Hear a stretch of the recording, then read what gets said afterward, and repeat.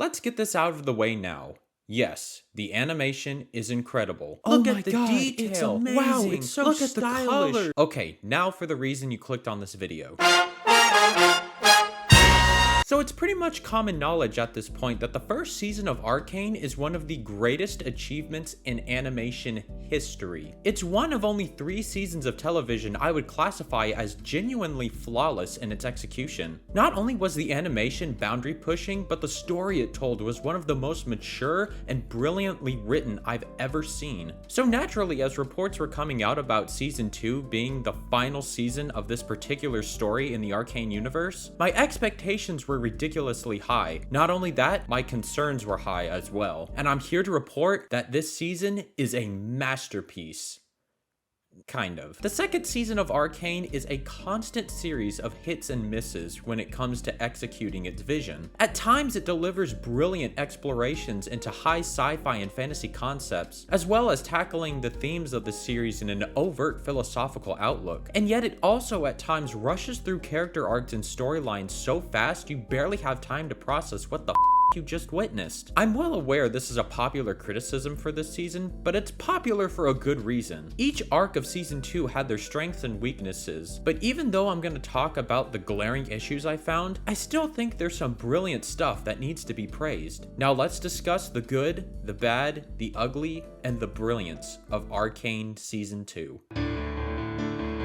Right off the bat, Act 1 is without a doubt the weakest arc of this season. Most of the buildup it has for the rest of the story is either rushed through, too vague in its implications, or too obvious in its twists. But first, the positives. I think one of the most improved characters and storylines this season was the stuff revolving around Mel. Her whole plotline brought about the political scheming and thrills I adored about the first season. I also thought how her scheming to stop her mother, Ambessa, from causing war was also a treat to watch. Looking at the first season, even though I will say she was a good character, Mel was probably one of the less engaging characters. She was shrouded in mystery with her true motivations, which was intriguing, but it ultimately prohibited me from fully connecting with her. With this season, not only is her backstory and character one of the main driving forces of the plot, but her relationship with her mother and the Black Rose gives her so much more depth, and I ultimately loved where they ended her by the end of the season. Though I will say this plotline took up a lot of screen time that I think could have been better served for other characters, but we'll get back to that. I also thought that Ambessa was a pretty good antagonist for the season, but she doesn't quite live up to the brilliance of Silco's character from season 1. While her motivations are great on paper, we're mostly told why she's doing what she's doing rather than shown. Her motives to get revenge on those who killed members of her family are strong, but I think it would have helped if we got a little bit of backstory or a flashback to see that change within her, to be able to contrast it with the monster she's become. Again, not as strong as Silco, but a pretty good villain nonetheless. The other plotline we follow is Jace and how he's trying to deal with a potential war on his hands, but also how the Hex Tech saved Victor's life after he went kablooey in the last season finale. He eventually gets caught up with Echo and Heimerdinger, and while this side plot is extremely interesting later on this season, I will say it didn't hook me immediately. I like how by the end they get absorbed by the Arcane and I didn't know if they were dead or not, but I will say one aspect of this plot that kept bothering me was Heimerdinger's character. Yeah, can anyone explain to me what the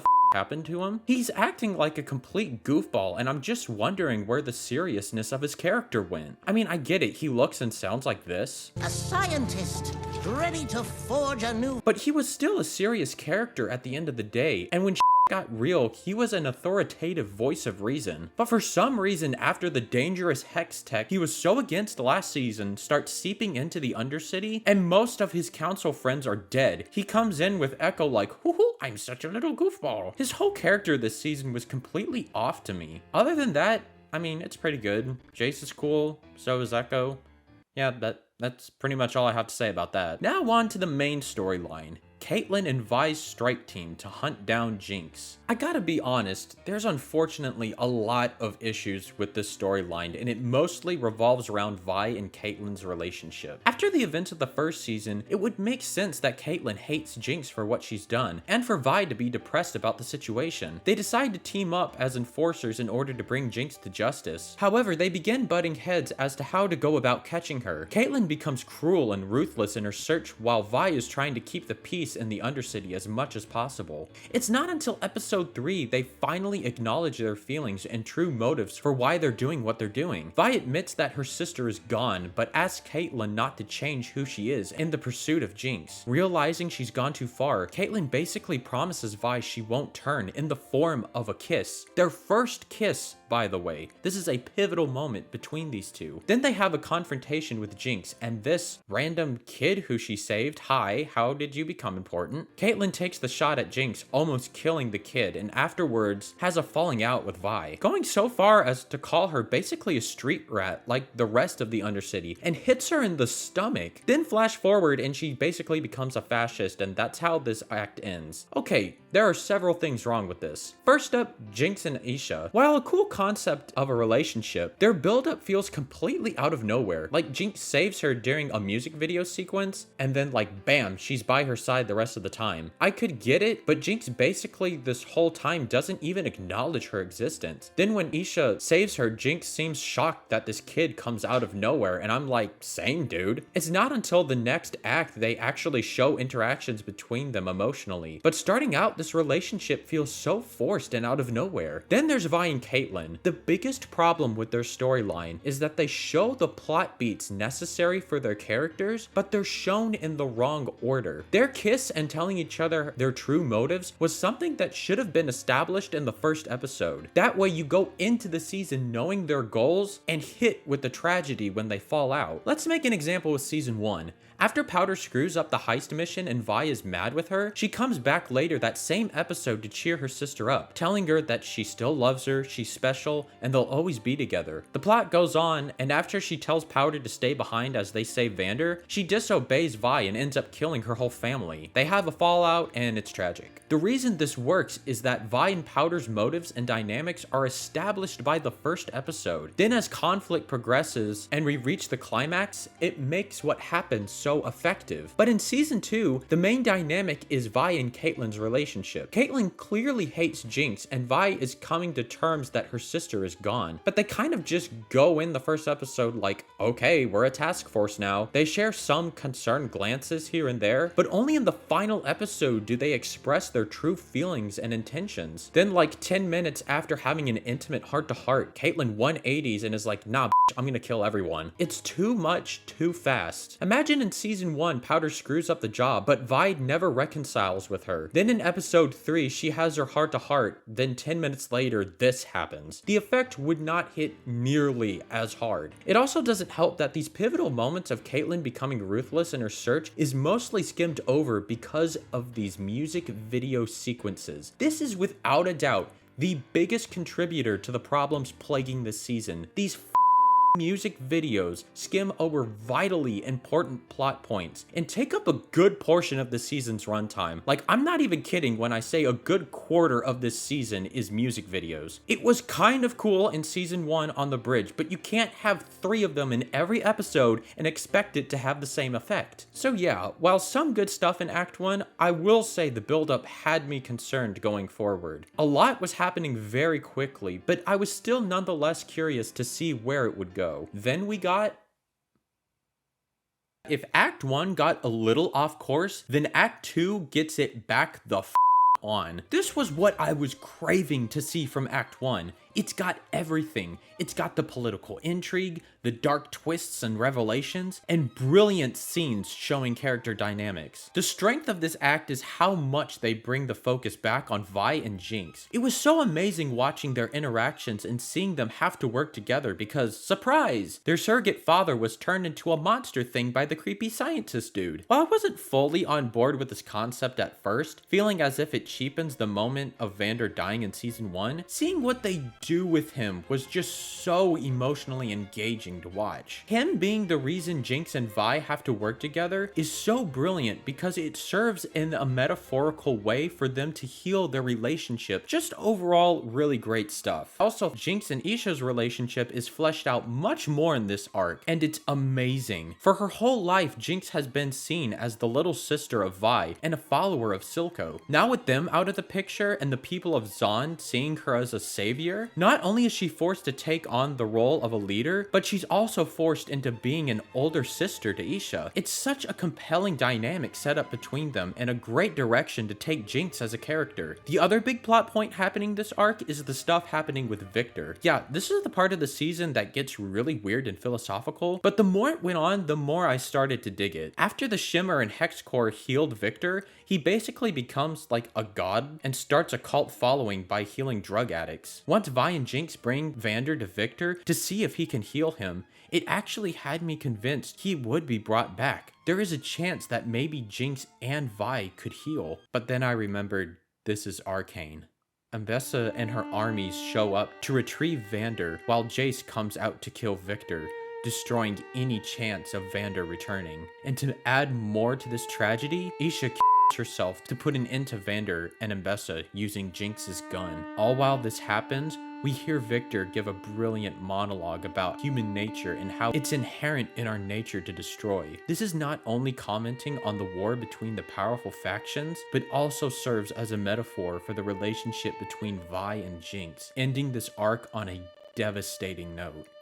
This is cinema. Act 2, as I said earlier, was everything I wanted it to be. The only aspect of the plot that unfortunately didn't work for me is once again everything involving Caitlyn. We see that she's growing stronger and wiser as a leader under the influence of Ambessa, but there's clear signs she's slowly coming to regret her decisions. Suddenly, she runs into Vi in the last episode, and after looking at her and having a quick talk, she decides to 180 yet again and team up with Vi, betraying Ambessa in the process. I'm sorry, but what? You were so hell-bent on getting Jinx and standing up to everyone that got in your way, and now since you ran into your ex, you're going to betray everything? Not even in a heat-of-the-moment decision. Actually make a plan to take out Ambessa. Yeah, I'm not buying it. But to be fair to Caitlyn, if a goth muscular baddie like Vi wanted to dominate me, I would probably fold too. But this isn't enough time to warrant such drastic change from where we left off. It may sound like a nitpick, but again, this relationship is an integral aspect of the story, and for it to just drastically change arc to arc feels so rushed. But enough bitching. Other than the rush stuff with Caitlyn, this act was absolutely phenomenal. But the real question is, did this season stick the landing with... Starting out, this act finally addresses what happened with Echo, Heimerdinger, and Jace since they disappeared in Act 1. And I gotta say, as someone who's sick of multiverses and stories, I absolutely loved how they brought that concept into Arcane. Echo and Heimerdinger end up in a reality where basically everyone is thriving in society. Though Vi is dead, Powder isn't Jinx, Vander is alive, Silco is a good guy, and Piltover is no longer oppressing them. While Echo is understandably shaken up by this reality, it's the relationship he builds with this version of Powder that I found to be one of the most compelling storylines this entire season. And I'm gonna say it now, the Tumblr crowd will be going nuts over these two. For so long, he's viewed her as a monster that could never change, but seeing this happy and healthy version of her makes him reassess his entire belief system about people and their ability to change. But he also develops romantic feelings for her, adding more heartbreak to the possibility of what could have been. Are you trying to hurt my feelings? Because if so, you are succeeding. This episode alone made a character I thought was just kind of cool into one of my all-time favorites in the show. Fantastic development for Echo's character. Meanwhile, Jace is in a post-apocalyptic hellscape that was once Piltover. He basically goes all feral just trying to survive until one day he makes it to the Hextech where he meets this cloaked figure. Gee, I wonder who that is. Besides figuring out who the person was, it was still cool to see these alternative worlds and how each character went through the necessary growth they needed to for the finale. Oh yeah, Heimerdinger just dies, by the way. You know how he dies? By plugging some chords together. Yeah, I'm sorry, Heimerdinger was just kind of wasted this season. It's like they had no clue what to do with him, so they just had him be funny and then die instantly. Ah well, I guess. What about the other plot lines? Well, the build-up for the final battle is pretty good. Ambessa and Victor's team-up is so fascinating considering how Victor felt about violence in the beginning of the series, and now seeing him team up with essentially a warlord is really strange, but awesome to watch unfold. Jace gets Vi and Caitlyn as well as other council members to aid in the fight, and we finally get to see Vi and Caitlyn make out. make up, and it was cool finally seeing them end up together. Jinx, however, has the toughest time out of any of the characters at the moment. Having lost Isha and Vander once again, she has never been in a darker place mentally. It all culminates when she breaks out of jail and burns Silco's place to the ground. Absolutely nothing matters to her anymore. And just as she's about to end it all, we see Echo come and talk with her. The conversation looks like it's about to enter an interesting place, but then it cuts off? And then when it's the final battle, they show up as a Deus Ex Machina along with the leaders of Zaun? Wait, what? How did he manage to pull that off? That would have been an extremely interesting scene to see, but nope. He somehow convinced a Jinx to fight in the battle, as well as former criminals to aid in Piltover. I get that Civica had a head on her shoulders and could listen to reason more, but still, these are such pivotal leaps for their characters to make, and we don't even get to see it? Come on. But as far as the battle itself, it was still a blast to watch. The most shocking moment for me came when the evil Maddie betrayed Caitlyn because she was all jelly. Listen, I don't care if she had justifiable motivations. That needs to die. Oh. Sweet. So they finally defeat Mbessa in a pretty cool fight, but the battle then leads to Jace and Echo needing to stop Victor from taking over everyone's minds, as well as Vi and Jinx taking down Vander. This is where I think the ending really shines. The confrontation between Victor and Jace, along with their final exchanges, was just mwah, chef's kiss. It was such a great ending for both of their characters because they both realized that their goal to perfect the world, while noble, is one that will eliminate life itself. As Victor said, our capabilities for good and evil are two sides of the same coin. You can't have one without the other. If you destroy all good, it will lead to misery, but also if you destroy all imperfections, it'll also lead to misery. Victor finally understands that his flaws, like his leg or disease, aren't what brought him down, but were the things that made him who he is. There is a beauty in imperfections, and with the realization of this notion, Victor finally gives in with Jace, and they end their dream of perfection once and for all by destroying the Hex Core. In their pursuit of great, they finally did something good. It finally all ends with Vi, Jinx, and Vander. I won't lie, the first time I saw this scene, I was a little let down. Not only because I thought it was a little obvious where it was going, but it made me wonder what the point of bringing back Vander was in the first place. Having seen it a second time, I finally understood it. Vander, aka this creature, is the manifestation of the trauma that haunts both Vi and Jinx. When Jinx sacrifices herself, I think it was a way for her to take what Echo said about building something rather than destroying it. Whenever Vi stares at the creature, she's hit with the demons that haunt her to this day. Jinx not only sacrifices herself to save Vi physically, but spiritually. Just like in season 1 when Powder came out to save Vi from Silco, Powder came out one last time to not only save her, but to tell her sister to let go of her demons, to move on in life. And as far as Jinx dying, while it's definitely heartbreaking, was realistically the only way her character would ever find peace.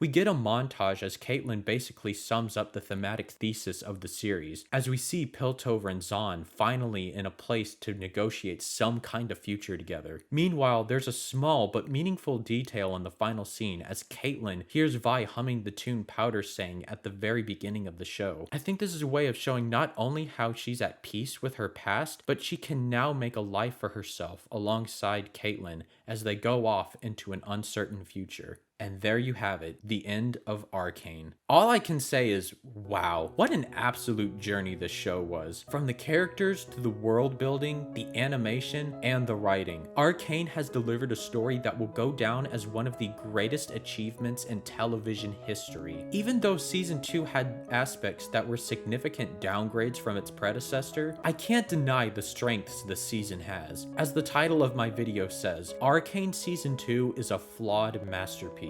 While it could have used less music video sequences and more development of character dynamics and storylines, I can't deny the end result ultimately paid off, at least for me. It's definitely not perfect, but like Jace says, there is beauty in imperfections. Only time will tell how people will perceive this season. But as for me in the current moment, I can say with confidence that Arcane is one of my favorite shows of all time.